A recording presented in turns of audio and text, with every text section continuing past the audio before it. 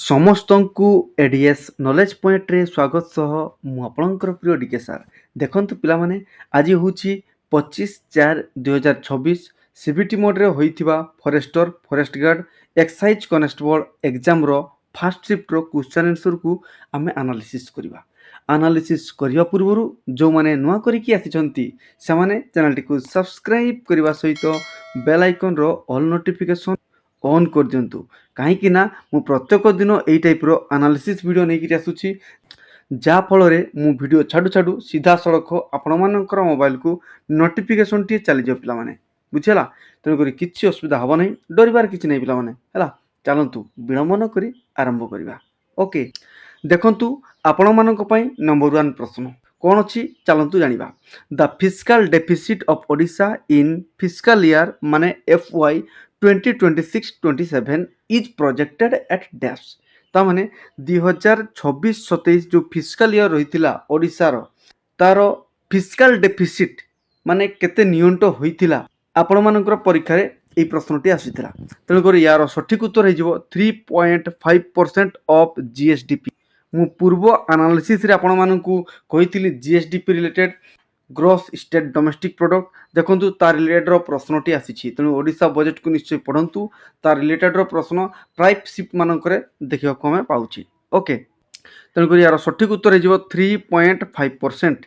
Extra fact ଜାଣିବା ପିଲାମାନେ, ଯଦି ଆପଣମାନଙ୍କର ପରସେଣ୍ଟେଜରେ ଆନ୍ସର ନଥିବ ତାହେଲେ ଆପଣମାନଙ୍କର କେଉଁଥିରେ ଦେଇଥିବ କହିଲେ ଦେଖି, ନା ଆମାଉଣ୍ଟରେ ଦେଇଥିବ। କ'ଣ ଦେଇଥିବ ନା 38,800 crore rupees ଆପଣମାନଙ୍କର ଅପସନରେ ନିଶ୍ଚୟ ଦେଖିବାକୁ ପାଇବେ। ବୁଝିହେଲା? ଇଏ ଥିଲା ଏହାର ଆନ୍ସର। ଯଦି ଆପଣମାନଙ୍କର ଅପସନରେ ପରସେଣ୍ଟେଜରେ ଦେଇଥିବ ତାହେଲେ 3.5 ଲେଖିବେ, ଆମାଉଣ୍ଟରେ ଦେଇଥିଲେ ତାହେଲେ ମୁଁ ଯାହା କହିଲି ତାହାକୁ ଦେଖି ଟିକ୍ କରିବେ। ଓକେ, ଦେନ୍ ଆପଣମାନଙ୍କର ଏକ୍ସଟ୍ରା ଫ୍ୟାକ୍ଟ ଜାଣିବା। ଆଗାମୀ ଆପଣମାନଙ୍କର ଯେକୌଣସି ବି ଏକ୍ଜାମ୍ ହେବ ଏଇ ବର୍ଷରେ ବେନିଫିଟ୍ ହେବ, ନୋଟ୍ କରିବେ। ଦେଖନ୍ତୁ କ'ଣ କହୁଛି ନା ଏଷ୍ଟିମେଟ୍ସ ଏ ରେଭିନ୍ୟୁ ସରପ୍ଲସ୍। ତାହେଲେ ଆମର ରେଭିନ୍ୟୁର ଡେଫିସିଟ୍ ଦେଖିଲେ, ଏବେ ରେଭିନ୍ୟୁର ସରପ୍ଲସ୍କୁ କେତେ ଟାର୍ଗେଟ୍ କରାଯାଇଛି ନା 3%କୁ ଟାର୍ଗେଟ୍ କରାଯାଇଛି। ମାନେ ଅଧିକା ହେବ, ବଳକା କେତେ ହେବ 3%କୁ ଟାର୍ଗେଟ୍ କରାଯାଇଛି, ଯେଉଁଟାକୁ ଆମର ଆମାଉଣ୍ଟରେ ଯଦି ଅପସନରେ ଦେଇଥିବ ତାହେଲେ କ'ଣ ହେବ ନା 33,000 crore rupees। ଓକେ, ପୁରା କ୍ଲିଅର ପିଲାମାନେ। ତେଣୁକରି ବଜେଟ୍ ରିଲେଟେଡ୍ର ମୁଁ ଆପଣମାନଙ୍କୁ ଡିଟେଲ୍ ଆନାଲିସିସ୍ କରିଦେଇଥିଲି ପୂର୍ବ ସିଫ୍ଟରେ। ତେଣୁକରି ପୂର୍ବ ସିଫ୍ଟର ଭିଡ଼ିଓ ଗୁଡ଼ାକୁ ନିଶ୍ଚୟ ଦେଖନ୍ତୁ ପିଲାମାନେ, ନୋଟ୍ କରନ୍ତୁ। ଆଗାମୀ ପରୀକ୍ଷାମାନଙ୍କରେ ଆପଣମାନଙ୍କର ବହୁତ କାମରେ ଦେବ। ହେଲା, ଚାଲନ୍ତୁ ଏହି ପରୀକ୍ଷା ଆମେ ମେମୋରି ବେସ୍ କ୍ୱେଶ୍ଚନ୍କୁ ଆନାଲିସିସ୍ କରିବା ଆଉ ପରବର୍ତ୍ତୀ ପ୍ରଶ୍ନକୁ ଯିବା। Okay, number 2, who is the ରାଷ୍ଟ୍ରୀୟ ବାଲ ପୁରସ୍କାର ଫ୍ରମ୍ ଓଡ଼ିଶା 2026। ତାମାନେ ଆମର ବାଲ ପୁରସ୍କାର ଗୋଟେ ଦିଆଯାଏ ପିଲାମାନେ, ଆମର ରାଷ୍ଟ୍ର କ୍ଷେତ୍ରରେ ମାନେ ଭାରତର ଗୋଟେ ବାଲ ପୁରସ୍କାର ରହିଛି। ସେଇ ବାଲ ପୁରସ୍କାରକୁ ପ୍ରତ୍ୟେକ ବର୍ଷ ଆମର ପୂର୍ବରୁ ministry of women's and child development ସିଏ ଦେଉଥିଲେ, ପରେ ପରେ ଆମ ଭାରତର ରାଷ୍ଟ୍ରପତି ତାକୁ ପ୍ରଦାନ କରିଥାନ୍ତି। ବୁଝିହେଲା ପିଲାମାନେ? ତାହେଲେ ପୂର୍ବରୁ କିଏ ଦେଉଥିଲେ ବା କେଉଁ ଡିପାର୍ଟମେଣ୍ଟ ଦେଉଥିଲେ ବା କେଉଁ ମିନିଷ୍ଟର ଦେଉଥିଲେ ତାକୁ ଜାଣି ରଖନ୍ତୁ, ନା ମିନିଷ୍ଟ୍ରି ଅଫ୍ କ'ଣ ଓମେନ୍ ଆଣ୍ଡ ଚାଇଲ୍ଡ ଡେଭଲପମେଣ୍ଟ ସେ ଫାଷ୍ଟ ଦେଉଥିଲେ। ତାହେଲେ ଆରମ୍ଭ କେବେ ହେଇଥିଲା ବାଲ ପୁରସ୍କାର? ମନେ ରଖନ୍ତୁ 1996 ମସିହାରୁ ଆମର ବାଲ ପୁରସ୍କାର ପ୍ରଦାନ କରାଯାଉଛି। ବୁଝିହେଲା? ତାହେଲେ ବର୍ତ୍ତମାନ ତାକୁ କିଏ ପ୍ରଦାନ କରନ୍ତି? ରାଷ୍ଟ୍ରପତି। ଆପଣମାନେ ଟିଭିରେ କିମ୍ବା ୟୁଟ୍ୟୁବରେ ବା ଯେକୌଣସି ସୋସିଆଲ ମିଡ଼ିଆରେ ଦେଖିଥିବେ, ରାଷ୍ଟ୍ରପତି ଆମର ଦ୍ରୌପଦୀ ମୁର୍ମୁ ଯିଏ ଅଛନ୍ତି ସେ ପ୍ରଦାନ କରୁଥିଲେ ବାଲ ପୁରସ୍କାର। ବୁଝିହେଲା? ତାହେଲେ ଓଡ଼ିଶାରୁ ଆମର ବାଲ ପୁରସ୍କାର 2026 ମସିହାରେ କିଏ ପାଇଥିଲେ? ସେ ହେଉଛନ୍ତି ଆମର ଜ୍ୟୋତ୍ସ୍ନା ସବର। ଇଏ ଥିଲା ଏଇ ସିଫ୍ଟର ଆନ୍ସର। ଆଗାମୀ ସିଫ୍ଟରେ ବା ଆଗାମୀ ପରୀକ୍ଷାରେ ଆପଣମାନଙ୍କର କ'ଣ ପଡ଼ିବ ସେ ବିଷୟରେ ଆମେ ପୁରା ଡିଟେଲ୍ ଏକ୍ସଟ୍ରା ଫ୍ୟାକ୍ଟ ଜାଣିବା। ଦେଖନ୍ତୁ ଜ୍ୟୋତ୍ସ୍ନା ସବର ସେ ହେଉଛନ୍ତି ଆମର ଗଜପତି ଜିଲ୍ଲାରୁ ବିଲଙ୍ଗ କରିଥାନ୍ତି। ତାହେଲେ ଏଇଟା ମଧ୍ୟ ଆସିବ, ଜ୍ୟୋତ୍ସ୍ନା ସବର ଯେଉଁ ବାଲ ପୁରସ୍କାର ପାଇଥିଲେ ସେ କେଉଁ ଜିଲ୍ଲାରୁ ସମ୍ପୃକ୍ତ? ତାହେଲେ ଗଜପତି ଜିଲ୍ଲା ସହିତ ସମ୍ପୃକ୍ତ। ସେ କେଉଁ ଫିଲ୍ଡର ମାନେ କେଉଁଥିପାଇଁ ସେ ବାଲ ପୁରସ୍କାର ପାଇଲେ? ସେ ସ୍ପୋର୍ଟସ୍ ପାଇଁ ସେ ବାଲ ପୁରସ୍କାର ପାଇଲେ। ସ୍ପୋର୍ଟସର ବି କେଉଁ ଗେମ୍ ପାଇଁ ତାକୁ ମଧ୍ୟ ଜାଣି ରଖନ୍ତୁ, ୱେଟ୍ ଲିଫ୍ଟର। ହେଲା, ଦେଖନ୍ତୁ ପିଲାମାନେ ବାଲ ପୁରସ୍କାରଟି ଆମର 6ଟି ଫିଲ୍ଡରେ ବା 6ଟି କ୍ଷେତ୍ରରେ ଦିଆଯାଏ। ଗୋଟେ ହେଉଛି ଆପଣମାନଙ୍କର ବ୍ରେଭେରୀ ମାନେ ସାହସିକତା ଅନୁସାରେ ଆପଣମାନଙ୍କର ଦିଆଯାଏ। ଆଉ ଗୋଟେ ହେଉଛି ଆପଣମାନଙ୍କର ସୋସିଆଲ ସର୍ଭିସ୍ ସମାଜ ସେବା ସେଇ କ୍ଷେତ୍ରରେ ଦିଆଯାଏ। ଆଉ ଗୋଟେ ଆପଣମାନଙ୍କର ଏନଭାରମେଣ୍ଟ ମାନେ ପରିବେଶ ଉପରେ ଯଦି ଆପଣମାନେ କାମ କରିଥିବେ, ଯେଉଁ ଛୋଟ ଛୋଟ ଶିଶୁମାନେ ଟିନେଜର ପିଲାମାନେ ସେମାନଙ୍କୁ ମଧ୍ୟ ବାଲ ପୁରସ୍କାର ଦିଆଯାଏ। ସ୍ପୋର୍ଟସ୍ କ୍ଷେତ୍ରରେ ମଧ୍ୟ ଦିଆଯାଏ, ଯେଉଁଟାକି ଆମ ଓଡ଼ିଶାର ଗଜପତି ଜିଲ୍ଲାରୁ ଜ୍ୟୋତ୍ସ୍ନା ପାଇଛନ୍ତି ୱେଟ୍ ଲିଫ୍ଟର କ୍ଷେତ୍ରରେ ହେଲା। ତାହେଲେ ସ୍ପୋର୍ट्ସ ଫିଲ୍ଡରେ ମଧ୍ୟ ଦିଆଯାଏ। ଆଉ କେଉଁଥିରେ ନା ଆର୍ଟ ଆଣ୍ଡ କଲଚର, ବୁଝିପାରିଲେ ନା ପିଲାମାନେ, ଆର୍ଟ ଆଣ୍ଡ କଲଚର। ଆଉ କେଉଁଥିରେ ଦିଆଯାଏ, ସାଇନ୍ସ ଆଣ୍ଡ ଟେକ୍ନୋଲୋଜି, ବୁଝିଲା। ତାହେଲେ 6ଟା ଫିଲ୍ଡରେ ଦିଆଯାଏ। ମୁଁ ଆପଣମାନଙ୍କୁ ଡିଟେଲ କହିଦେଲି। ୟାକୁ ନିଶ୍ଚୟ ଭାବରେ ଆପଣମାନେ ଭିଡ଼ିଓକୁ ଦେଖୁ ଦେଖୁ ନୋଟ୍ ମଧ୍ୟ କରିବେ। ଆଗାମୀ ଯେକୌଣସି ବି ଆପଣମାନଙ୍କର କମ୍ପିଟେଟିଭ୍ ଏକ୍ଜାମରେ ନିଶ୍ଚୟ ଆସିବ ଏଇ 2026 ମସିହାର ଯେଉଁ କରେଣ୍ଟ ଆଫେୟାର୍ସ, ବହୁତ ଇମ୍ପୋର୍ଟାଣ୍ଟ ବାଲ ପୁରସ୍କାର। ବୁଝିଗଲେ ନା ପିଲାମାନେ? ହଉ, ଚାଲନ୍ତୁ ପରବର୍ତ୍ତୀ ପ୍ରଶ୍ନକୁ ଦେଖିବା। ଓକେ, ନମ୍ବର 3 କ'ଣ କହୁଛି ନା state share in central taxes age ପାର୍ 16th finance commission is dash. ପିଲାମାନେ फाइनान्स कमिशन रिलेटेड प्रश्न पूर्व आसीथिला। मु कहिथिले आपण मानकु फाइनान्स कमिशन रो करंट अफेयर्स रो क्वेश्चन आसीबो, नले फाइनान्स कमिशन रिलेटेड रो आ जो एक्स्ट्रा फैक्ट कहिथिले देखंतु से विषय रे आसीबो। सेही टाइप रो ही प्रश्नटी आछि, आपण माने देखंतु। तेनु करी प्रत्येक दिन एनालिसिस वीडियो देखंतु। पूर्वरु मु आरआई एवं फॉरेस्ट गार्ड रो एग्जाम को मधु मु एनालिसिस करथिली, ता सहित अन्य एग्जाम रो मु एनालिसिस करथाय। तार वीडियो मतो प्लेलिस्ट रहिछि, आपण माने जाई कि से वीडियो को निश्चय विजिट करंतु। ता सहित जो टाइप रो प्रश्न आसुची से रिलेटेड रो वीडियो मु पूर्वरु एनालिसिस करथिली, डिस्कशन करथिले बा क्लास नै कि आस्थिले। से वीडियो मधो मु डिस्क्रिप्शन बॉक्स रे पिन कर देछि, सेथुरु मधो आपण माने निश्चय देखि नेबे हला। आ जो माने एग्जाम दउछंती, एग्जाम दि आसिला परे मोर telegram group DK sir Odisha सेथिरे जॉइन करिवे। आ क्वेश्चंस को निश्चय शेयर करिवे, जो द्वारा कि आ प्रोडक्टिव एनालिसिस हमें करि परिबा हला। पीडीएफ पई ओरिड हेबे नै, Telegram channel ADS knowledge point join करिवे, तार लिंक मतो डिस्क्रिप्शन बॉक्स रे रहिछि। ओके, चलंतु बेसी कथा कहबा नहीं, आमे वर्तमान प्रश्न को जिबा। प्रश्न कोन कहूछि देखंतु, आमर जो 16तम फाइनान्स कमिशन सेटा स्टेट को केते परसेंट शेयर करिछि। देखंतु आमर फाइनान्स कमिशन रो कार्य मु पूर्व एनालिसिस रे कहिथिली, डिटेल कहि दिथिली पिला माने। तेणु करी आउ आलोचना करू नहीं, वीडियो बहुत लेंथी ही जीवो। तेणु करी प्रीवियस वीडियो को निश्चय देखि नेबे हला। सेथिरे कोन होछि देखंतु ना फाइनान्स कमिशन आमर वर्तमान केतेतम चलिछि ना 16तम फाइनान्स कमिशन चलिछि, जोटा कि आमर 2026 रु 2031 मध्य रे रहिबो। आउ यार चेयरमैन अछंती अरविंद पानागरिया, याकु मध्य मन रखिबे। आउ मन रखंतु फाइनान्स कमिशन आमर आर्टिकल 280 रे अंतर्भुक्त रहिछि हला। यार सठिक उत्तर हो जीवो 41%। कहीं ना आमर फाइनान्स कमिशन रो कार्य होइताय, जेते भी आमर रेवेन्यू कलेक्शन होइताय से रेवेन्यू को माने टैक्स को स्टेट को सेंटर को से डिस्ट्रीब्यूट करिवो, काहा को केते टंका जीवो। तेनु करी स्टेट को आमर 41% जीवो बोली करी आमर हेइतिला, बुझेला। पूरा क्लियर पिला माने। चलंतु परवर्ती प्रश्न को देखिबा। Okay, number 4 which of the following is an indicator of human development index. पिला माने बहुत इंपोर्टेंट प्रश्न, ह्यूमन डेवलपमेंट इंडेक्स। मु पूर्वरु या को एनालिसिस करथिली, देखिबे 18 तारिख दिन किंबा आपण मानकर 17 तारिख दिन एनालिसिस करथिली एचडीआई, तार प्रश्नटी आछि देखंतु हला। तेणु करी पूर्वर जो एनालिसिस वीडियो सेगुडा को निश्चय देखंतु हला। ह्यूमन डेवलपमेंट इंडेक्स यार इंडिकेटर विषय पचारथिला। देखंतु यार इंडिकेटर गोटे होची लाइफ एक्सपेक्टेंसी एट बर्थ। याकू देखिकरी आमर ह्यूमन डेवलपमेंट इंडेक्स को कैलकुलेट मध्य करा जाए। आउ कोन कोन इंडिकेटर रहिछि ना mean year of schooling, expected year of schooling, एगुडा रहिछि। आउ कोन अछि ना gross national income per capita. याकू मध्य देखिकरी आमर ह्यूमन डेवलपमेंट इंडेक्स को काउंट करा जाए बा कैलकुलेट करा जाए। आउ गोटे कंट्री रो ह्यूमन डेवलपमेंट इंडेक्स केते अछि ताकू मेजर करा जाए, बुझेला। एटा मध्य आमर UNDP united nation development programme रो गोटे कार्य पिला माने। तेणु करी ह्यूमन डेवलपमेंट इंडेक्स इंडिया रो रैंक केते, को कंट्री टॉप रे अछि, को कंट्री सबठारु लिस्ट रे अछि, ताकू निश्चय मन रखिबे। बहुत इंपोर्टेंट आगामी परीक्षा पई कहि दोछि पिला माने, निश्चय ताकू पढि करी जिवे। ओके, नेक्स्ट देखिबा number 5 which is happiest country in the world as of March 2026। देखंतु पिला माने आपण मानकर बहुत सुंदर प्रश्नटी कौन कही ना हैप्पीएस्ट कंट्री सबुठारु खुशी रे रहिथिबा देश किए, जोटा कि हमर मार्च 2026 पर्यंत को देश से होछि हमर फिनलैंड, बुझिला। एही प्रश्नटी देखंतु टर्न करिकरी आसीछि। यार सीधा सीधा जदि पचारि थांता ताले कोन कहि थांता ना हैप्पीनेस इंडेक्स रे नंबर 1 की अछि, एटा पचारि थांता। किंतु एही क्वेश्चन टी को देखो केमति का टर्न कर आपण मानन को पचारिछि हला। तेनु करी फिनलैंड गोटे कंट्री, जो कंट्री की पूरा वर्ल्ड रे कोन अछि ना हैप्पीएस्ट रहिछि। तेणु करी केते वर्ष रो अछि एटा मते जानि रखंतु। हमर 9 वर्ष ना कंटिन्यू 9 वर्ष हेबो फिनलैंड हमर पृथ्वी रो हैप्पीएस्ट कंट्री भितरे रहिछि। ओके, मन रहा पिलाने एक्स्ट्रा फैक्ट आउ किछि जानिबा लिस्ट पचारिबो जदी ताहले कोन हिजिबो आगामी शिफ्ट रे ना लिस्ट हिजिबो अफगानिस्तान हला सबठारु दुखी कंट्री हला से होछि अफगानिस्तान।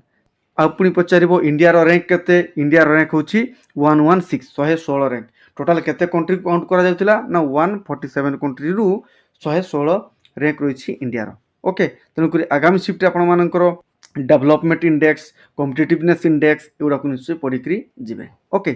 नेक्स्ट देखिबा number 6 articles 5 to 11 of the Indian constitution deals with dash देखंतु आर्टिकल 5 रु 11 हमरो सिटीजनशिप रही थाई बहुत इजी प्रश्न पिला माने हला किंतु एई प्रश्नटी को बहुत लेंदी वे रे देइथिला तन करी पिला माने किछि छाडी देइथिले किछि स्किप कर देइथिले किंतु हमकु एई टाइप रो प्रश्न देखिबा को पड़ी थाई परीक्षा रे এই প্রশ্নটিକୁ ମଧ୍ୟ ମୁଁ ଡିଟେଲ୍ ଆପଣମାନଙ୍କୁ ଆଲୋଚନା କରିଦେଇଥିଲି ତଥାପି ଆଉ ଥରେ ମୁଁ କହିଦେଉଛି କେବଳ ମନ ଦେଇକି ଶୁଣନ୍ତୁ। ଦେଖନ୍ତୁ ଆମର ସିଟିଜେନସିପ୍ ଆମର ଆର୍ଟିକଲ 1 to 4 କେତେ ନମ୍ବର ପାର୍ଟ ରହିଛି ନା ପାର୍ଟ 1 ଯୋଉଟାକି ଆମର ଷ୍ଟେଟ୍ ଆଣ୍ଡ ୟୁନିୟନ ଟେରିଟୋରୀ ଭିତରେ ଯାଉଛି। ତାପରେ ଆପଣମାନଙ୍କର 5 ରୁ 11 କେତେ ନମ୍ବର ପାର୍ଟରେ ଯାଉଛି ନା 2 ନମ୍ବର ପାର୍ଟରେ ଯାଉଛି ସେଇଟା ଆମର ସିଟିଜେନସିପ୍। ଦେନ୍ ଆପଣମାନଙ୍କର 12 ରୁ କେତେ ରହୁଛି ନା 35 ଯାଏଁ ରହୁଛି ସେଇଟା ହେଉଛି ପାର୍ଟ 3 ଆମର ଫଣ୍ଡାମେଣ୍ଟାଲ ରାଇଟ୍ସ बुझेगा। तापर कौन अच्छी ना 36 रु आपण मानकर 51 रहिबो पार्ट 4 रहिबो कौन अच्छी एथिरे ना डीपीएसपी माने directive principle of state policy okay. Then आपण मानकर 51 ए कौन अच्छी ना फंडामेंटल ड्यूटीज जोटा कि हमर पार्ट 4 ए रे रहिछि बुझेला बुझिपाले ना पिला माने तेणुकर एतिकी आपण मानकू निश्चय जानिबाकू पड़िबो एगुडाकू नोट निश्चय करिवे आगामी परीक्षा पई बहुत इंपोर्टेंट ओके। आपण माने चाहिए वीडियो को पॉज करी आराम से बसी बसी नोट करंतु स्क्रीनशॉट मत नहीं पारिबे किछि असुविधा होबा नै ओके। आ पीडीएफ पई मु कहि दिछि टेलीग्राम चैनल अछि सही परीक्षा कोन पचारिबो देखंतु ना फर्स्ट सिटीजन किए आम इंडिया रो प्रेसिडेंट याकू मध्य मन रखिबे सेकंड सिटीजन किए ना वाइस प्रेसिडेंट थर्ड सिटीजन किए ना प्राइम मिनिस्टर फोर्थ सिटीजन किए हिजिबो ना गवर्नर हिजिबो हला याकू मध्य मन रखिबे। एई क्वेश्चन मध्य आगामी आपण मानकर जो फॉरेस्ट गार्ड एग्जाम होइतिला 2024 मसीह से प्रश्नटी पचारि तेणुक से प्रश्न को एक्स्ट्रा फैक्ट एनालिसिस रे कहि रखुची आउ से वीडियो गुडा को देखंतु हमर प्लेलिस्ट रे से वीडियो रही okay.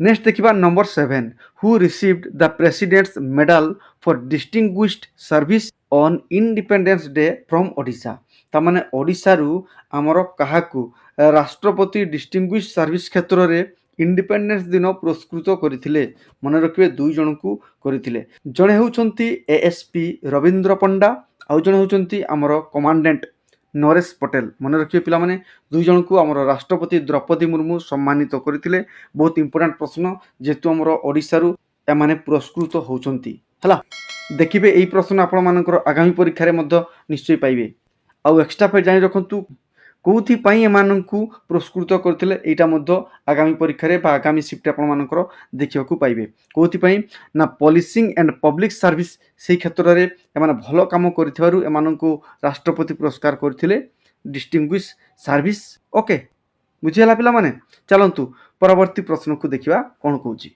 Number 8 where is tropical moist deciduous forest primarily located in Odisha देखंतु ओडिसा रो ज्योग्राफी क्वेश्चन बहुत इंपोर्टेंट को स्टेट सहित बाउंड्री करूची यार केतेटा स्टेट को बाउंड्री शेयर करूची ओशन बाउंड्री केते लेंथ रहिची एउडा को निश्चय पढ़ी करी जिवे कहीं पूर्व शिफ्ट मानकर से सब प्रश्न आसीथिला एबे आसीची कोन आपण मानकर फॉरेस्ट विषय रे देखंतु मॉइस्ट डेसिडुअस फॉरेस्ट हमर को जगह देखा जाय ना नॉर्थ ईस्ट क्षेत्र रे देखा जाय सेही परिका हम ओडिसा रो ड्राई डेसिडुअस फॉरेस्ट को जगार देखा जाए ना साउथ ईस्ट रे देखा जाए मन रहा पिला माने बहुत इंपोर्टेंट आउ थे कही रखुची ड्राई डेसिडुअस फॉरेस्ट आपण मानकर साउथ ईस्ट ओडिशा रे देखा जाए आउ मॉइस्ट डेसिडुअस फॉरेस्ट हमर नॉर्थ ईस्ट रे देखा जाए तेणु करी हम ओडिशा रे मॉइस्ट डेसिडुअस एवं ड्राई डेसिडुअस फॉरेस्ट 1/3 एरिया रे देखा जाए बहुत इंपोर्टेंट प्रश्न पिला माने 1/3 आपण मानकर ओडिशा रे ट्रॉपिकल मॉइस्ट डेसिडुअस एवं ट्रॉपिकल ड्राई डेसिडुअस फॉरेस्ट देखा जाए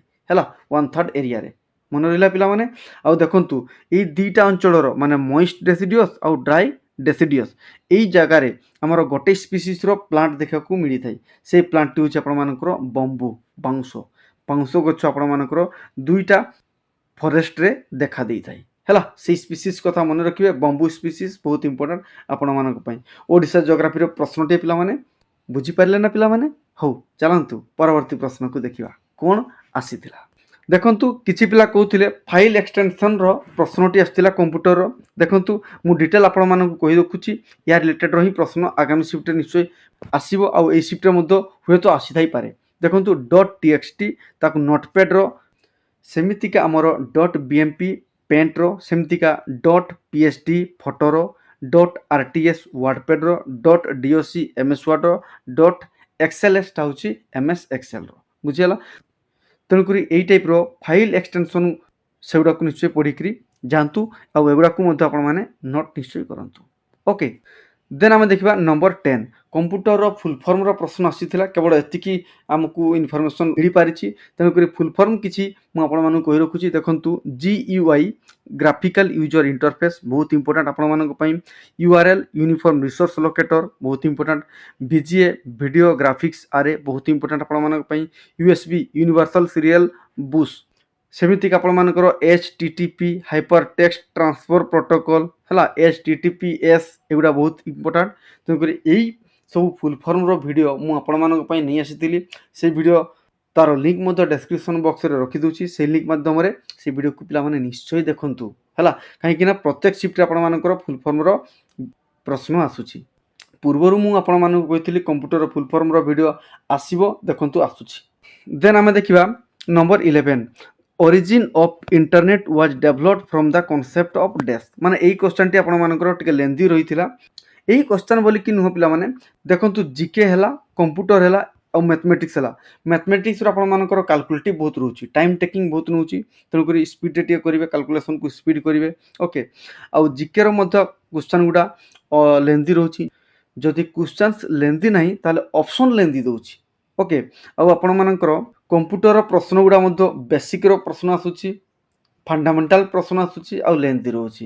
ତେଣୁକରି ଯେତିକି ଆମେ ଇନଫର୍ମେସନ୍ ପାଉଛେ ତାକୁ ଆନାଲିସିସ୍ କରୁଛେ, କେମିତିକା ସରଳ ଏବଂ ସହଜରେ ବୁଝିପାରିବେ ସେଇ ଟାଇପ୍ର ଆନାଲିସିସ୍ କରୁଛେ ପିଲାମାନେ। ଓକେ, ତେଣୁକରି ୟାର ସଠିକ୍ ଉତ୍ତର ହେଇଯିବ 1969ରେ ୟାକୁ ପ୍ରଥମ ଥର ପାଇଁ ଡେଭଲପ୍ କରାଯାଇଥିଲା USA ଦ୍ୱାରା, ଆଉ USAର ଡିଫେନ୍ସ ଡିପାର୍ଟମେଣ୍ଟ ୟାକୁ ପ୍ରଥମେ ୟୁଜ୍ କରୁଥିଲା। ତେଣୁକରି ଇଣ୍ଟରନେଟ୍ର ଅରିଜିନ୍ କନସେପ୍ଟ ମନେ ରହିଲା ପିଲାମାନେ। ଦେନ୍ ଦେଖିବା ନମ୍ବର 12 କ'ଣ କହୁଛି ନା which of the following is not a fundamental right. এই ଟାଇପ୍ର ପ୍ରଶ୍ନ ଆସିଥିଲା। ଅପସନ୍ରେ ଆପଣମାନଙ୍କର ଢେର ସାରା ଫଣ୍ଡାମେଣ୍ଟାଲ ରାଇଟ୍ସ ଗୁଡ଼ା ଦିଆହେଇଥିଲା। ତେଣୁକରି କିଛି ପିଲା କହୁଥିଲେ, ତେଣୁକରି ସେ ଅପସନ୍ରେ ରହିଥିଲା right to property is a not fundamental right. ଏହି ପ୍ରଶ୍ନର ସଠିକ୍ ଉତ୍ତର ହେଇଯିବ ରାଇଟ୍ ଟୁ ପ୍ରପର୍ଟି, କାହିଁକିନା right to property is not a fundamental right. Okay, ତେଣୁକରି right to property is a legal right. ମନେ ରଖିବେ ପିଲାମାନେ ପୂର୍ବରୁ ଆର୍ଟିକଲ 31ରେ ରହିଥିଲା, କ'ଣ ରହିଥିଲା ନା right to property is A fundamental rights ବୋଲିକିରି ହେଲା।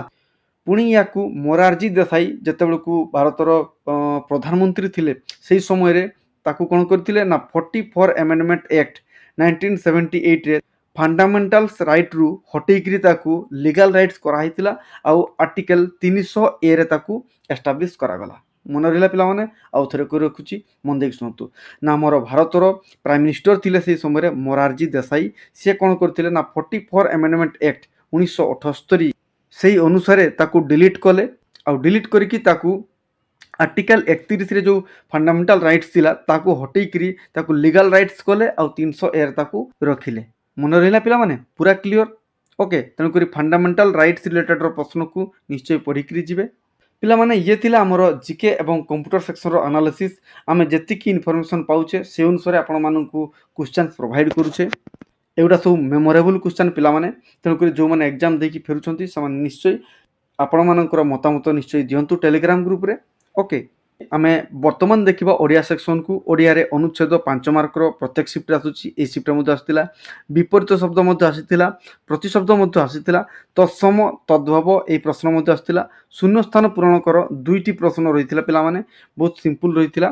ତା ସହିତ ଆମର ଇଂଲିଶରେ ମଧ୍ୟ ପ୍ୟାସେଜ ରହିଥିଲା, ଟ୍ରାନ୍ସଲେସନ୍ ମଧ୍ୟ ଆସିଥିଲା। ଟ୍ରାନ୍ସଲେସନ୍ 2 ପ୍ରକାର ଆସିଥିଲା, ଗୋଟେ ଆସିଥିଲା ଓଡ଼ିଆ ଟୁ ଇଂଲିଶ, ଆଉ ଗୋଟେ ଆସିଥିଲା ଇଂଲିଶ ଟୁ ଓଡ଼ିଆ ହେଲା।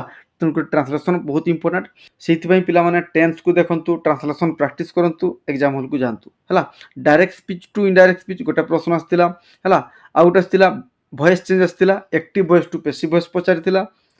ସିଙ୍ଗଲ ୱାର୍ଡ଼ ଗୋଟାଏ ଆସିଥିଲା ପିଲାମାନେ। ଆଣ୍ଟୋନିମ୍ର 2ଟି ପ୍ରଶ୍ନ ଆସିଥିଲା, ସିନୋନିମ୍ସର ଗୋଟାଏ ପ୍ରଶ୍ନ ରହିଥିଲା। ତେଣୁକରି ଇଏ ଥିଲା ଆମର ଇଂଲିଶ ସେକ୍ସନ୍। ଏବେ ଦେଖିବା ମ୍ୟାଥମେଟିକ୍ସ ସେକ୍ସନକୁ। ମ୍ୟାଥମେଟିକ୍ସର ପାଇପ୍ ସିଷ୍ଟମ୍ର ପ୍ରୋବ୍ଲେମ୍ ଗୋଟେ ଆସିଥିଲା, ରେସିଓର ପ୍ରୋବ୍ଲେମ୍ ଦୁଇଟି ଆସିଥିଲା, ଲସ୍ ପ୍ରଫିଟ୍ ତାର ପ୍ରଶ୍ନ ଗୋଟେ ରହିଥିଲା, ପରସେଣ୍ଟେଜର ପ୍ରଶ୍ନ ଗୋଟେ ରହିଥିଲା, ସାର୍କେଲର ପ୍ରଶ୍ନ ଆସିଥିଲା ପିଲାମାନେ ଜୋମେଟ୍ରି ସେକ୍ସନରୁ ସାର୍କେଲର ପ୍ରଶ୍ନ ଆସିଥିଲା। କିଛି ପିଲା କହୁଥିଲେ ସାର୍ ସ୍କୋୟାରର ପ୍ରଶ୍ନ ଆସିଥିଲା, ତେଣୁକରି ହୁଏତ ଦୁଇ ପ୍ରକାର ଆସିଥାଇପାରେ, ଦେଖିନେବେ। ଦେନ୍ ଆପଣମାନଙ୍କର ମେନ୍ସୁରେସନ୍ର ସିଲିଣ୍ଡରରୁ ପ୍ରଶ୍ନ ଆସିଥିଲା, ଆଉ ଟ୍ରିଗୋନୋମେଟ୍ରିରୁ ଆପଣମାନଙ୍କର କସ୍ ଆଉ ସାଇନ୍ର ଡାଟା ଦେଇଥିଲା, କିନ୍ତୁ ଅପସନ୍ରେ ଆପଣମାନଙ୍କର 10ର ରହିଥିଲା। ତେଣୁକରି କସ୍ ସାଇନ୍ର କନଭର୍ସନ୍ କରିକି 10ରେ କେମିତିକା ଆନ୍ସର୍ କଢ଼ାଯିବ ସେ ରିଲେଟେଡ଼୍ର ପ୍ରଶ୍ନକୁ ଦେଖନ୍ତୁ। ତା ସହିତ ପୂର୍ବରୁ ଆମର ଟ୍ରିଗୋନୋମେଟ୍ରିର ଡିଗ୍ରୀର ଭ୍ୟାଲୁକୁ କେମିତିକା ବାହାର କରିବା ସେ ଟେବୁଲଟାକୁ ମନେ ରଖିବେ, କାହିଁକିନା ସେଇଥିରୁ ପୂର୍ବରୁ ଏକ୍ଜାମ୍ରେ ଆସିଥିଲା। ତେଣୁକରି ଏଇ ଟାଇପ୍ର ପ୍ରଶ୍ନକୁ ନିଶ୍ଚୟ ପଢ଼ନ୍ତୁ, ପ୍ରାକ୍ଟିସ୍ କରନ୍ତୁ, ଫର୍ମୁଲା ମନେ ରଖନ୍ତୁ, ଆଉ ପ୍ରତ୍ୟେକ ଦିନ ଆନାଲିସିସ୍ ଦେଖନ୍ତୁ, ଆଉ ଏ ଭିଡ଼ିଓକୁ ଦେଖିଲା ବେଳକୁ ନୋଟ୍ ନିଶ୍ଚୟ କରନ୍ତୁ। ଆଗାମୀ ପରୀକ୍ଷା ପାଇଁ ଆପଣମାନଙ୍କର ବହୁତ କାମରେ ଆସିବ ପିଲାମାନେ। ଆଉ ନୂଆ କରି ଆସିଥିଲେ ଚ୍ୟାନେଲଟିକୁ ନିଶ୍ଚୟ ଭାବରେ ସବସ୍କ୍ରାଇବ୍ କରିବେ, ତା ସହିତ ବେଲ୍ ଆଇକନ୍ର ଅଲ୍ ନୋଟିଫିକେସନ୍ ଅନ୍ କରିଦେବେ, କାହିଁକିନା ମୁଁ ଜବ୍ ରିଲେଟେଡ୍ ନୋଟିଫିକେସନ୍, ନଲେଜେବୁଲ୍ ଭିଡ଼ିଓ ଏବଂ ଏକ୍ଜାମ୍ ଆନାଲିସିସ୍ ଭିଡ଼ିଓ ଏହି ଚ୍ୟାନେଲ୍ ମାଧ୍ୟମରେ ପ୍ରୋଭାଇଡ଼ କରିଥାଏ। ତେଣୁକରି ଆପଣମାନଙ୍କ ପାଇଁ ବହୁତ ବେନିଫିଟ୍ ହେବ ଏ ଚ୍ୟାନେଲଟିଏ। ଭିଡ଼ିଓକୁ ଲାଇକ୍ କରିବେ, ସାଙ୍ଗମାନଙ୍କ ନିକଟକୁ ସେୟାର କରିବେ, ଆଉ ମତାମତ ଦେବାକୁ ଜମା ଭୁଲିବେନି। ଧନ୍ୟବାଦ।